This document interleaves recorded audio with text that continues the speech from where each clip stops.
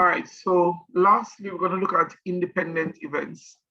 This says randomly occurring events A and B are independent events if the probability of A occurring is not influenced by the probability of B occurring or not occurring. Randomly occurring events A and B are independent events if the probability of A occurring is not influenced by the probability of B occurring or not occurring. If A and B are independent events, the probability of A and B occurring is obtained by multiplying the probabilities of A and B. So if A and B are independent events, the probability of A and B occurring is the probability of A intersect B, and that is equal to the probability of A multiplied by the probability of B. Let's have a go at example 3. Example 3 says a fair die is thrown twice. What is the probability of obtaining a 2 followed by an odd number? Well, the die is thrown twice. So getting a 2 the first time doesn't influence getting an odd number the next time. So these two events are independent events. One does not directly influence or impact the other. It's not like, whoa, because I throw a 2 now, the next time I throw it must be an odd number. These two events do not affect each other. One does not affect the other. All right. So these two events are independent events. So if they're independent events, the probability of both of them occurring is obtained by multiplying their individual probabilities. So first of all, the probability of getting a 2 is equal to 1 out of 6. And the probability of getting an odd number on the second throw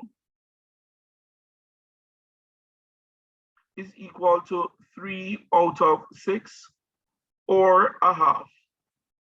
The probability of getting a 2 and an odd number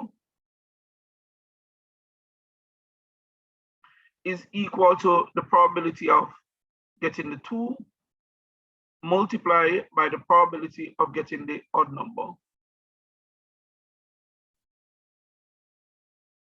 So this is 1 out of 6 multiplied by a half. Getting ahead of myself. The probability is 1 out of 12. So there's a 1 in 12 chance that if you throw a die twice, there's a 1 in 12 chance of getting a 2 followed by an odd number. That's a 1 in 12 chance of getting a 2 followed by an odd number. Guys, please do B and type your answer in the chat.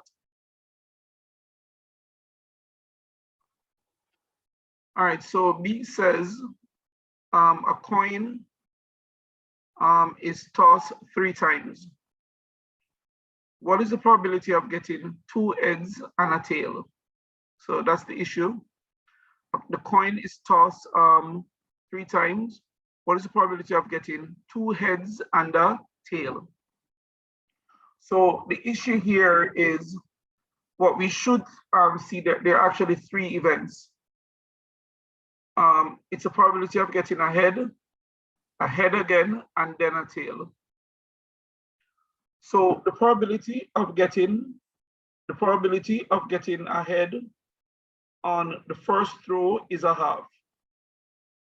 The probability of getting a head on the second throw is still a half. And the probability of getting a tail on the third throw is also a half, because there are only two faces to a coin, head and tail. So the probability of head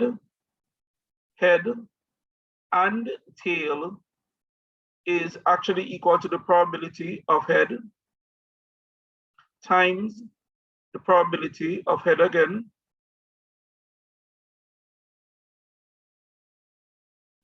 times the probability of getting a tail. So these three events are actually what are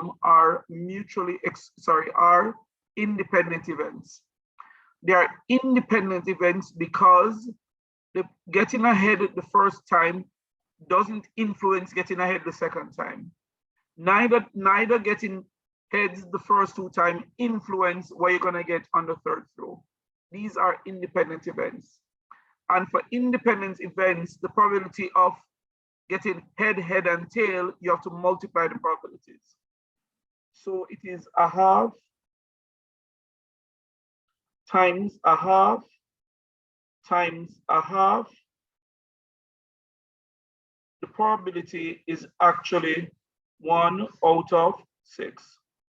The probability is actually 1 out of 6.